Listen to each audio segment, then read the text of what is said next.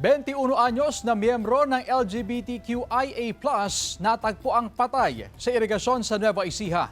Nakatutok, CJ Torida.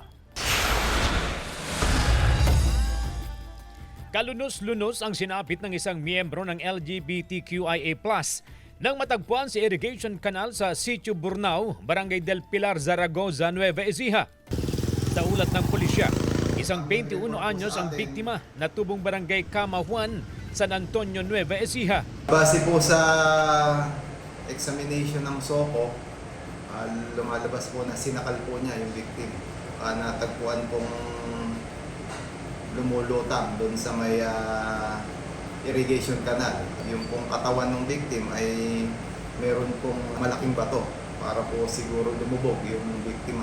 Sa isinagawang backtracking ng CCTV footages, nakita ang biktima na nakaangkas sa motorsiklo na minamaneho ng isang lalaki. Sa investigasyon, napag-alaman na ang lalaki ay dating kinakasama ng biktima, kaya inaresto siya ng pulisya. During investigation naman po, sila po ay 1 linggo ng hiwalay. At ito pong lalaki, ito pong ating suspect ay gusto makipagbalikan. Kaya isinet po niya yung pagkikita kasama yung mga kaibigan sa isang lugar dito sa Barangay San Rafael para sila mag-inuman. Kaya sinundo po niya yung biktima. Kaya lang hindi po niya dinala doon sa usapang lugar.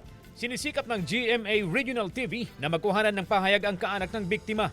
Pero base sa pakikipag-usap ng PNP, hustisya raw ang hiling ng pamilya ng nasawi. Kaya hindi rin po makapaniwala yung magulang ng victim na pwede niyang gawin doon sa victim yung parumal-dumal na pangyayari. Sinampahan ng kaukulang reklamo ang suspect.